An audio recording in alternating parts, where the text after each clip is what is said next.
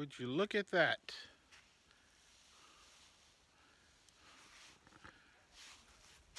Check this out, y'all. I am in, oh man, what part of Georgia am I in? Lu, uh, Lupkins? Lupkins, Georgia? I hope I'm saying that right. And I am in, hold on, let me get right for y'all. Hold on. There we go. I am in the Providence Canyon State Park in Lupkins, Georgia. And the nickname of this spot is the Mini Grand Canyon, or Georgia's Little Grand Canyon. And it's kind of ironic.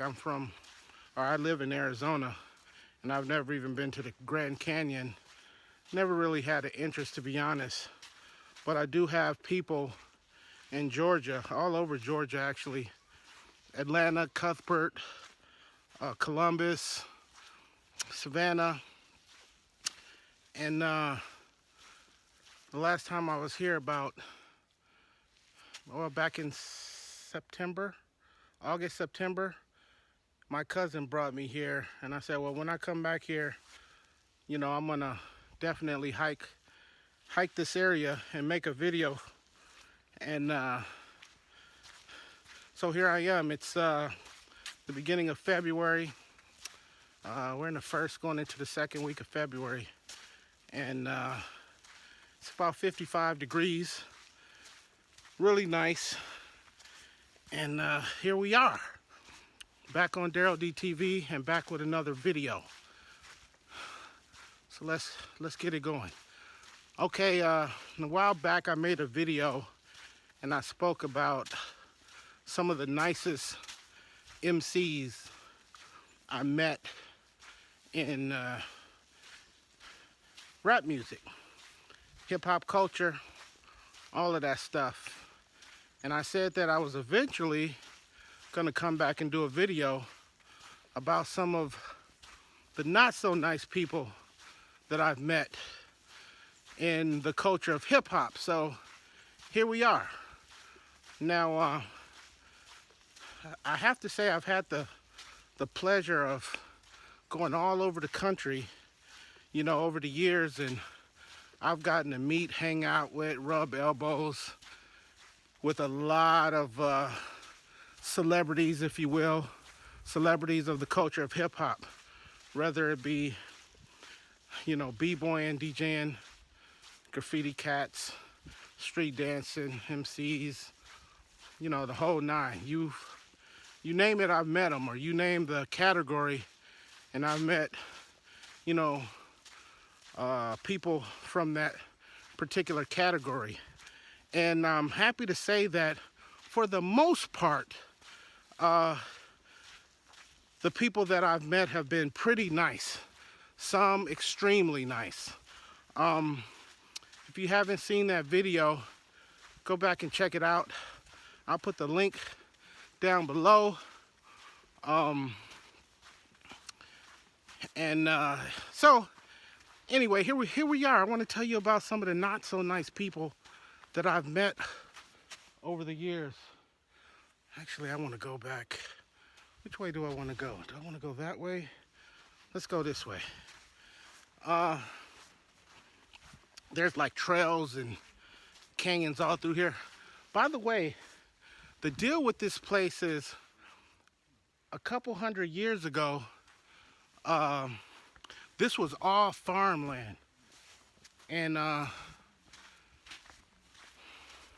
I guess from what I told, they didn't cultivate the land correctly. And there's a lot of sand. It's just a lot of sand mixed with the soil. And over the years, over the last 200 years or so, the soil started caving in and eroding away. And it developed these huge canyons. And that's what we have here. So, and it continues to erode away. So they'll have like fences made out of wood, and they periodically have to move them back further and further and further because it keeps falling away. It can be pretty dangerous, and it goes about, I think, 100, 150 feet down in some areas. I hope I got that correct. So it's literally like a mini Grand Canyon. If you've ever been there or seen pictures of it, this is actually a smaller version of that. So it's pretty cool. Maybe I'll visit the one in Nevada one of these days. Okay, so back to the subject at hand. Look at all this, a lot of water trails. I gotta make sure I keep my kicks clean.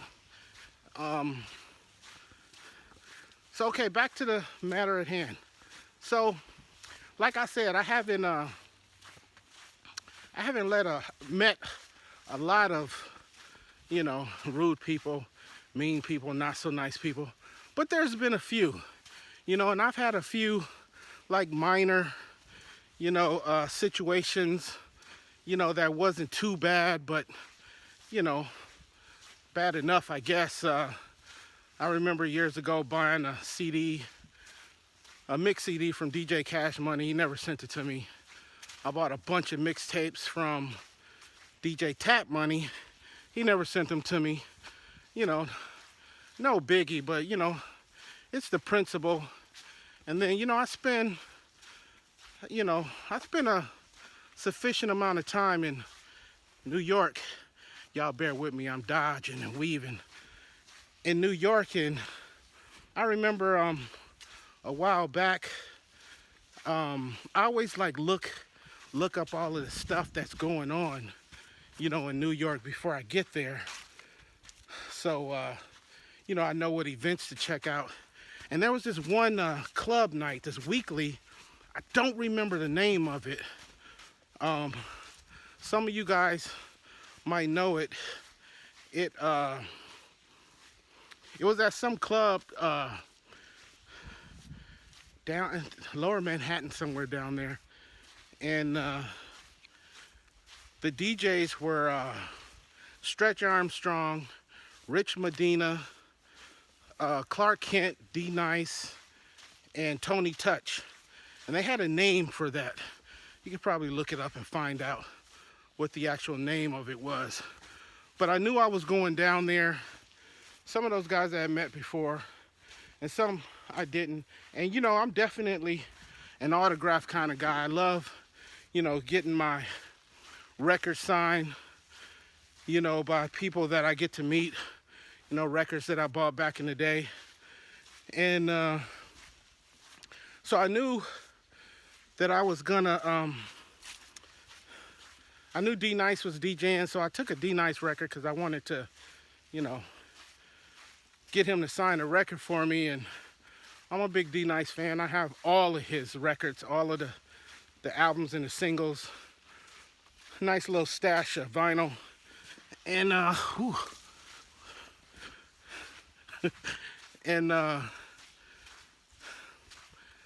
so I went to this club and it was cool. Rich Medina wasn't there that night, but all the other guys were there. Look at this, I'm standing in a trail and I got a lot of water that I'm dodging. So anyway, so I'm hanging out, I'm, having a good time or whatever. It was like a club night, dance floor, pretty nice club. And after the night was over, I think it ended at like 4 o'clock in the morning. I think I hung out there for like 2.5 hours or whatever before the night was over. And so when it was over, I walked up to the stage and I made eye contact with him, and I just kind of held up the record and kind of pointed to him. I held up a marker. He was like, oh, he nodded his head, gave me the thumbs up, like, yo, I'm gonna take care of you. So I'm like, cool. So I patiently waited, and maybe about a half hour went by. So I go up there again. I'm just like, yo, what's up, man? And he's just like, yeah, hold on.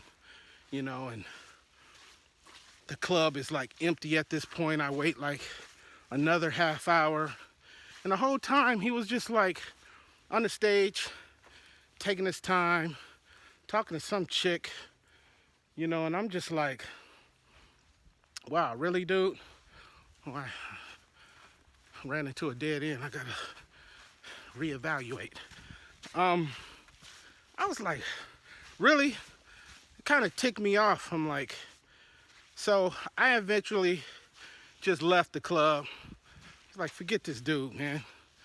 And what a lot of artists don't know is that, at least I think this is the case most of the time, but when fans come around, we are really, really appreciative of, the things that, these entertainers have done and, the happiness that they've brought us and things of that nature. So it's kind of heartbreaking when, we don't, we get dissed or kicked to the curb.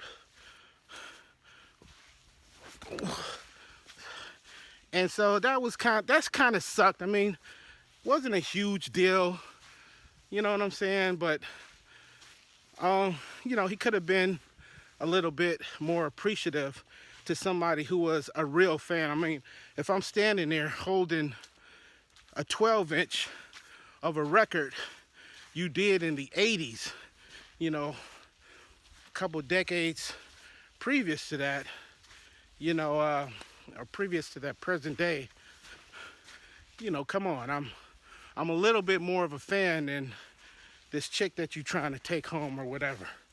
You could have gave me like 20 seconds, but whatever. I ain't tripping, but it was kind of upsetting.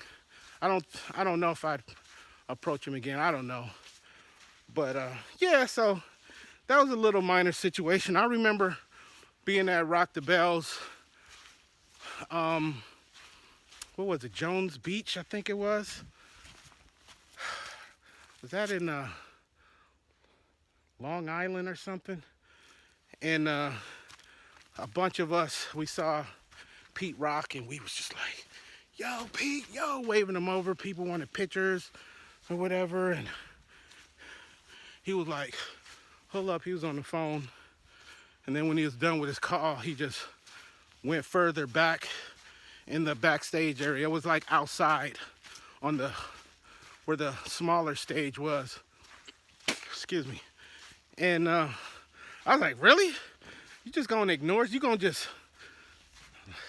He was leaning up against the wall with his arms folded. Maybe he was having a bad day. Really, Pete? Come on, man. All the money I done spent on you. But like I said, not a big deal, but kind of upsetting. These guys don't know that in my home, in my collection, I've got every piece of vinyl that they ever put out. All of them. If not all of them, 90 to 95%. Especially if you came out in the 80s or 90s. I pretty much have everything you ever put out. So, that wasn't cool, but whatever. You know what I'm saying? Come on, y'all be a little nicer than that.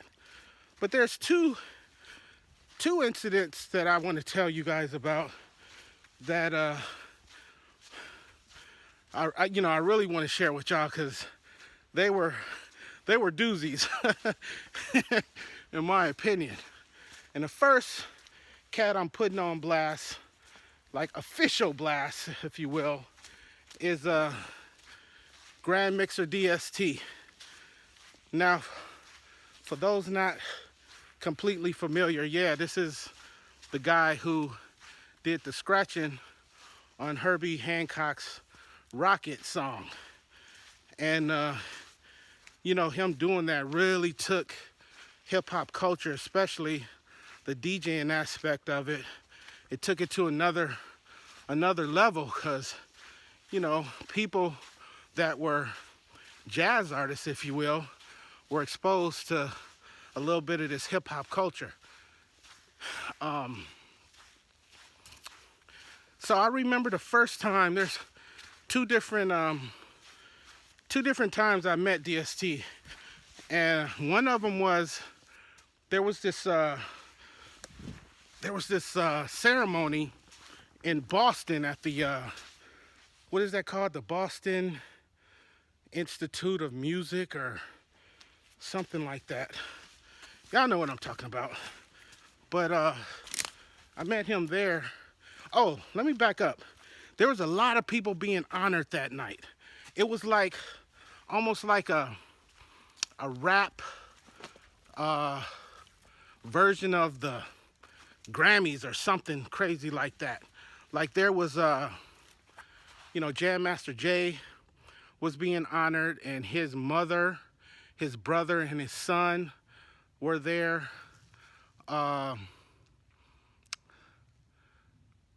Was it DST? Was he the one being honored? I think he was being honored. Some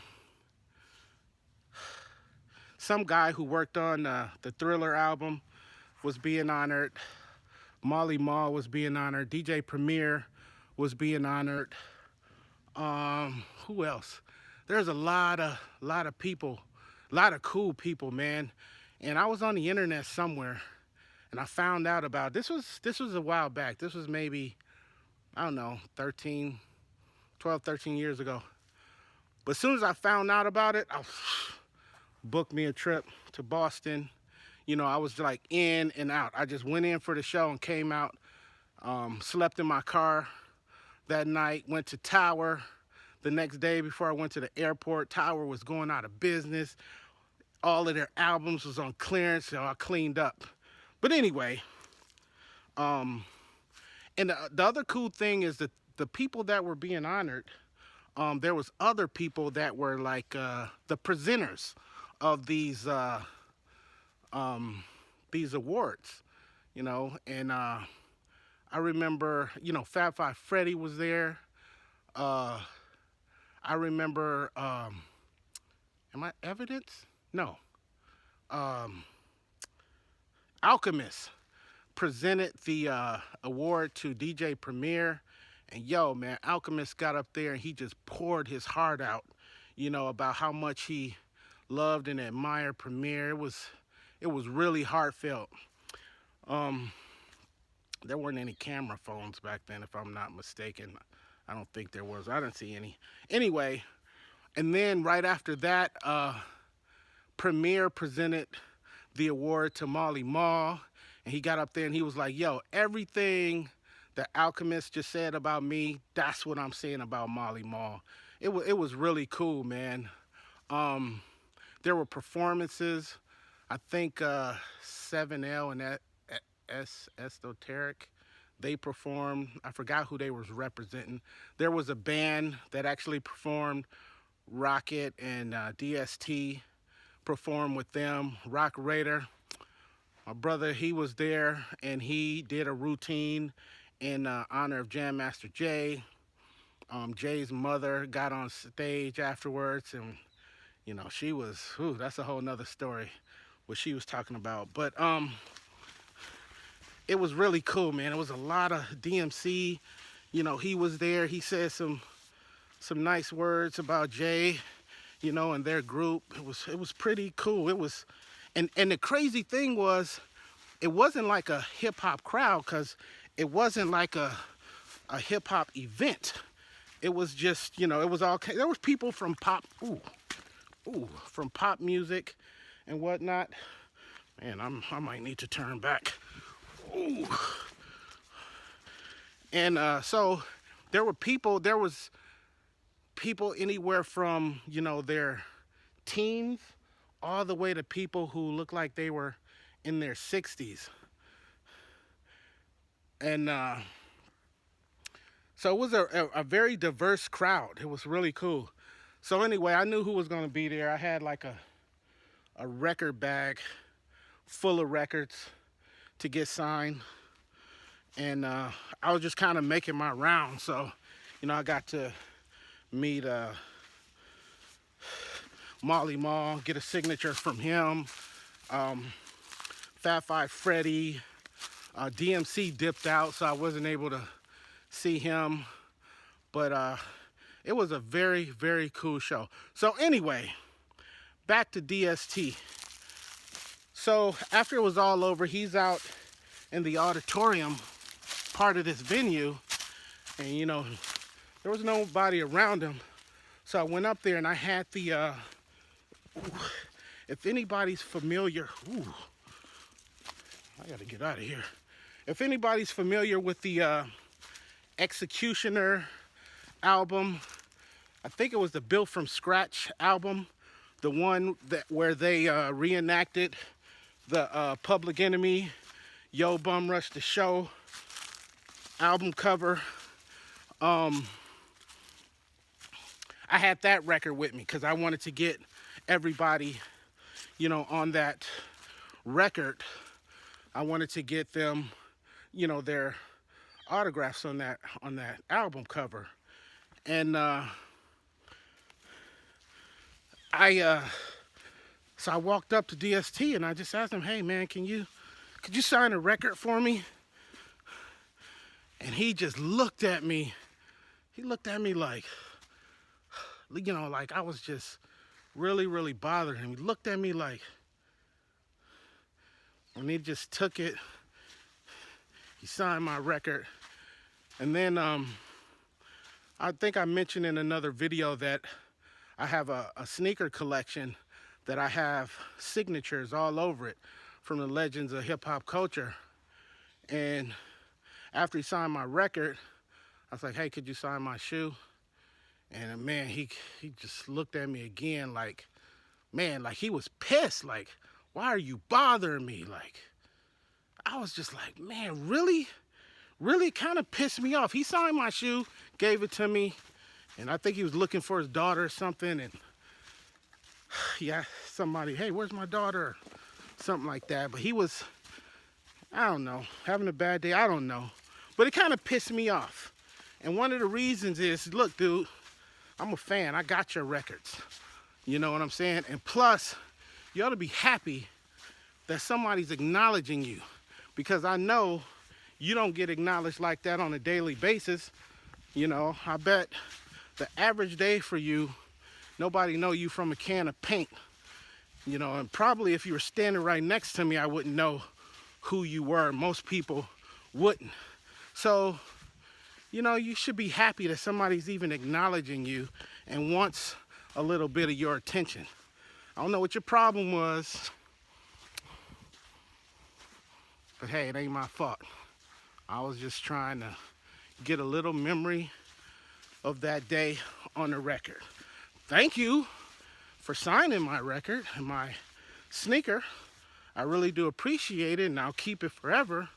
But you could have been a little nicer. You could be nicer to your fans, man. I don't know if anybody else has had, any kind of experience like this, but it wasn't cool.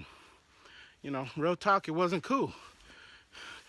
And then maybe a year later or so, I'm in New York, and I'm at the Tools of War Park Jam at Crotona Park in the Bronx. And man, that's a whole nother subject. Crotona Park, woo, Christy Z, Popmaster Fable, love you guys. That's a whole nother story. But somebody was throwing an after party at some club in the Bronx somewhere. I don't know where it was, but I went there, and man, let me tell you, everybody was there. I know Theodore was DJing, Jazzy J was DJing, Cash Money was also DJing, Brand Nubian performed, but just hanging out was like Cool DJ AJ, rest in peace. Cool Herc was there. Positive K was there.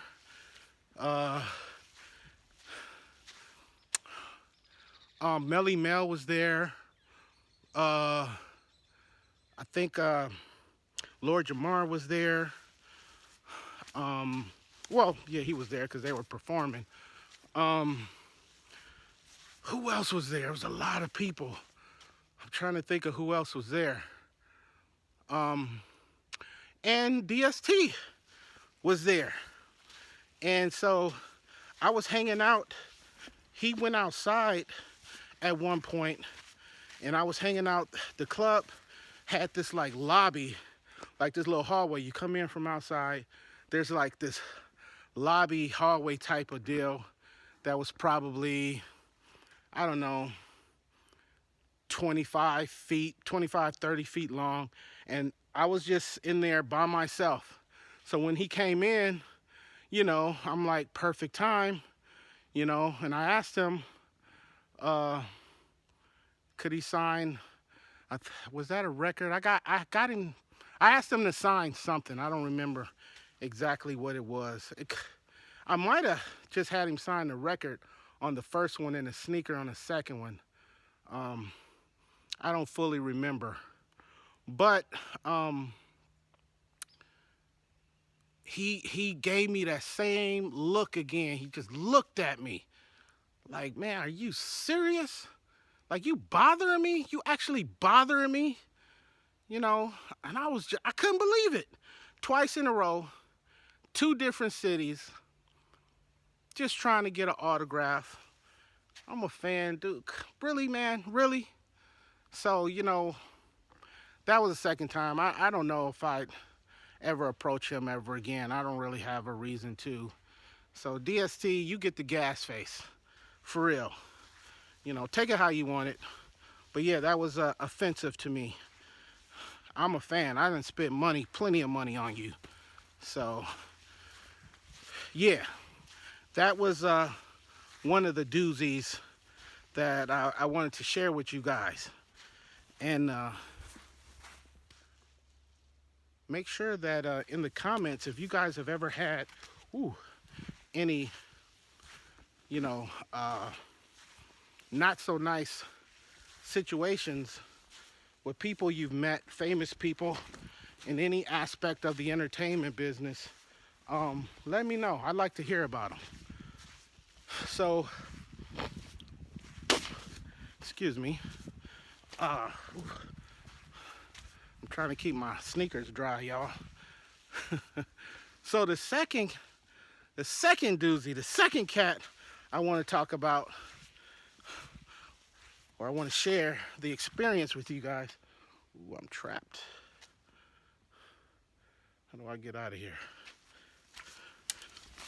Oh, hold on a minute. Hold on. They got me trapped. Ooh. You can't keep a black man down. It's that Tupac. The second experience has to do with Kool Herc. Yep, that Kool Herc. Man, this one was heartbreaking.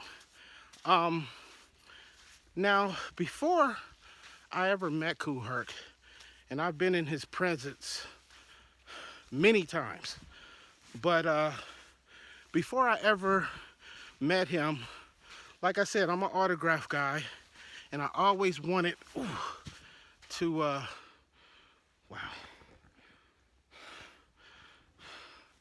I'm getting trapped, y'all.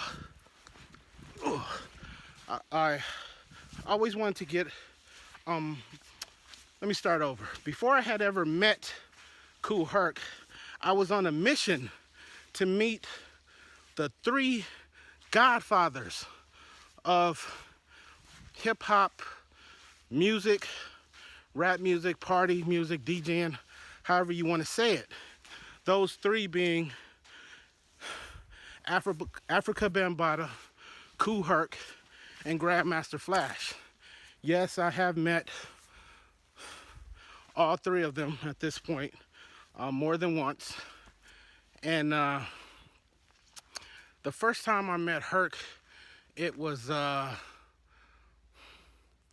let me see. I think it was the mid 2000s. Um, my homeboy Robot Rock, he lived in San Diego at the time, and he was telling me about. I wish I could remember these brothers. These brothers used to own this record store in San Diego, and it was a dope record store. They had classics, man. It was fantastic. One of the best record stores I've ever seen. I apologize, I can't remember them brothers, but they also did a weekly at some club. I think it was near downtown, and they were having their like 2-year anniversary or 3-year anniversary or something like that. And they had booked Kool Herc to come out there and DJ. So I was very excited, man. You know, hopped on a plane, went out there, packed packed a few items to get signed. I think one of the items I packed was a Beat Street record. I packed a sneaker. I packed my Wild Style record. No, Herc was not in Wild Style, but I think Wild Style kind of encompasses, you know, the culture as a whole. And so, although I have a lot of signatures on my Wild Style record, there's a few signatures of people who were not in the actual movie. So, Herc was doing an in-store at the record store there, and so when Robot picked me up from the airport, we went straight to the record store, and sure enough, Herc was there, hanging out and whatnot. And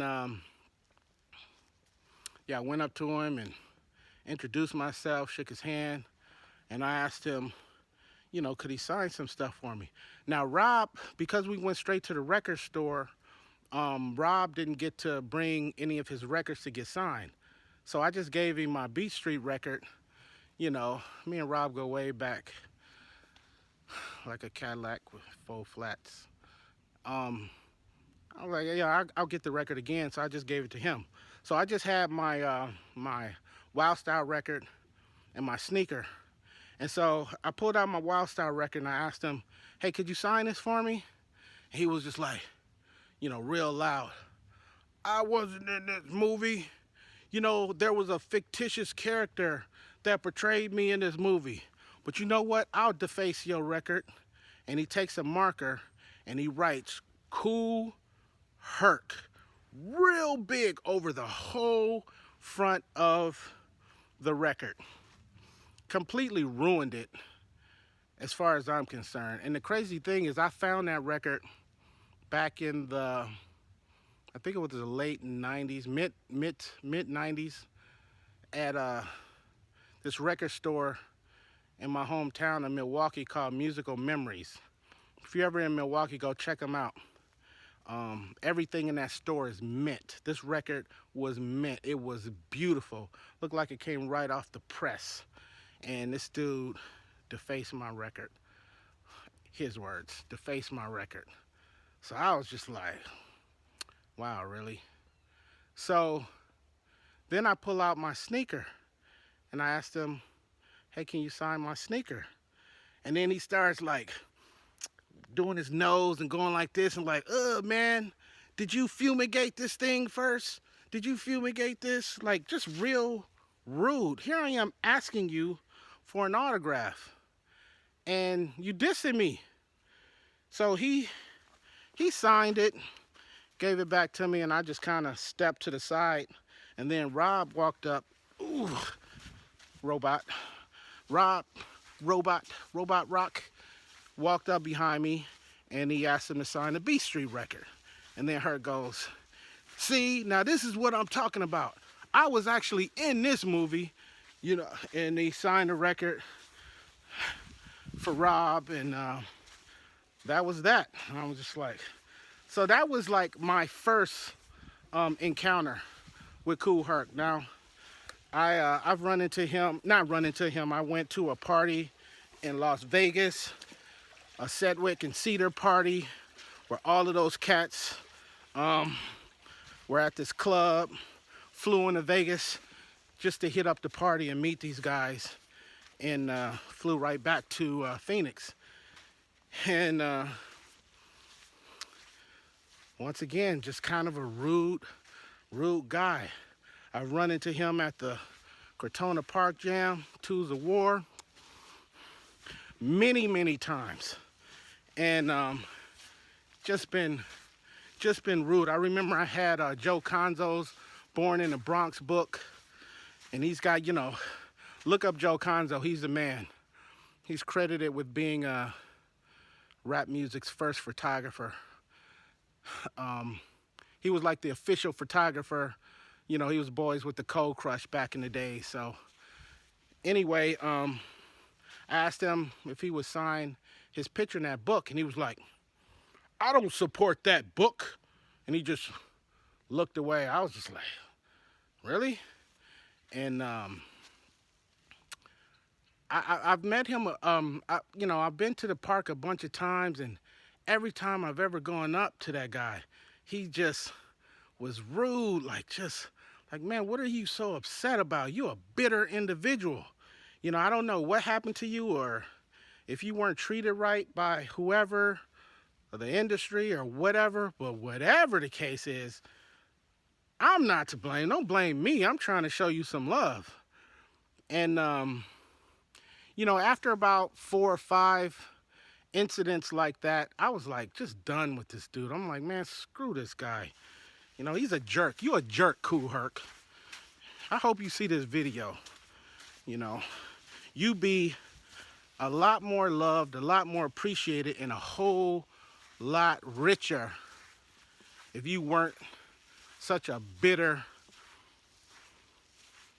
jerk. I'm gonna say jerk. I want to say something else.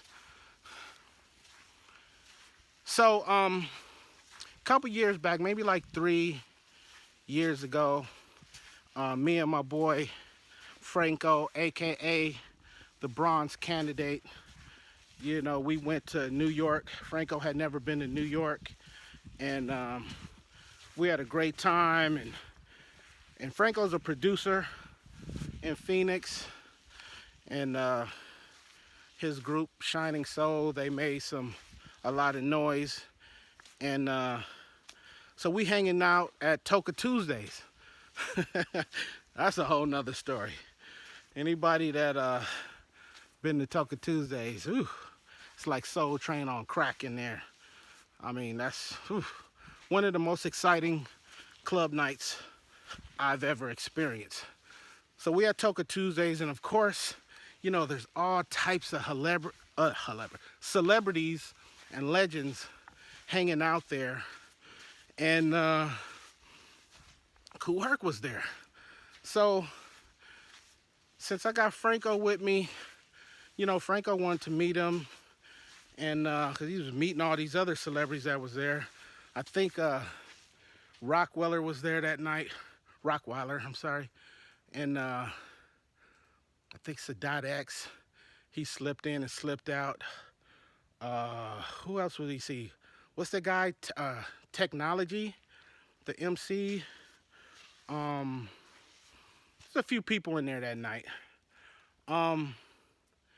And so Kool Herc was standing on the dance floor. He was talking to somebody, and I was kind of standing. It was at Cielo's down in the meatpacking district of Manhattan. And I was kind of standing behind the dance floor, or to the side of it, up where, you know, the lounge chairs and everything was. So he was kind of lower than I was. I was kind of standing a little higher than he was. And so I wanted to, you know, Franco to meet him. And so I thought, man, you know, I know he's like, you know, a bit of a jerk. So I wanted to kind of just butter him up a little, you know, just to make the whole thing a little bit smoother. So I tapped him on the shoulder. He turned around, and I said, hey, man, when you get a free minute, you know, I want to buy you a drink. You know, and I don't even drink. So me buying somebody alcohol, you know, I must think highly of you in some way, shape, or fashion. I want to buy you a drink. He looked at me, he turned around, and he looked at me like I just asked him on a date, or like I asked him for a kiss or something. He looked at me like, and then he said, "I'll take the money or the weed," and turned around and completely ignored me. That's what he said. "I'll take the money or the weed." I was like, done. I am done. I am done with you. And so at that point, I was like, I will never, ever say a word to this dude ever again. Go jump in the lake, Kool Herc. Tell him Daryl D said it. Again, it's not my intention to talk like this about anybody. I'm the nicest guy in the world. I'm a fan of everybody in hip hop culture. There's not too many people that I don't like.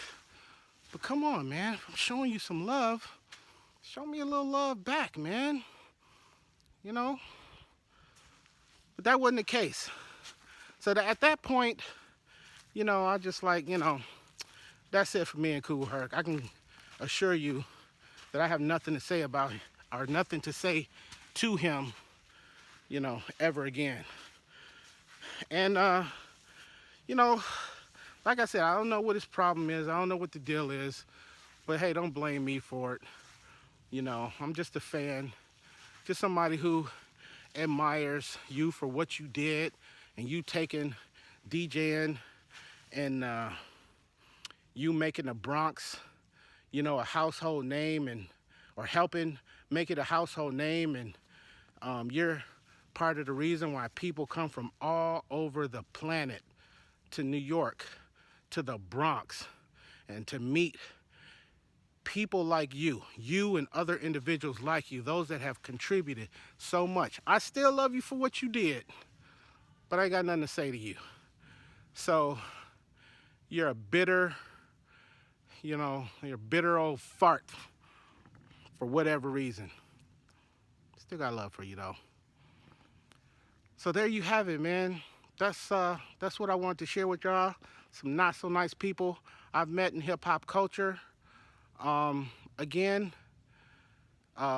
leave me some comments below if you've had any kind of, you know, negative experiences with people, you know, in the entertainment business. It could be any aspect of the entertainment. Like I said, I've met a lot of people, and if you watch this channel, I've talked about a lot of different individuals, and I will continue to talk about, you know, these wonderful experiences that I've had, you know, over the years. And, you know, I've hung out with people that I never dreamed that I would be able to hang out with. So I've had a ball. It's been a nice ride. I hope it continues. And yeah, there you have it. So another video for Daryl D TV. What y'all think? Y'all think I'm tripping? I'm putting too much on it? Or do I have a right to feel, you know, the way I feel?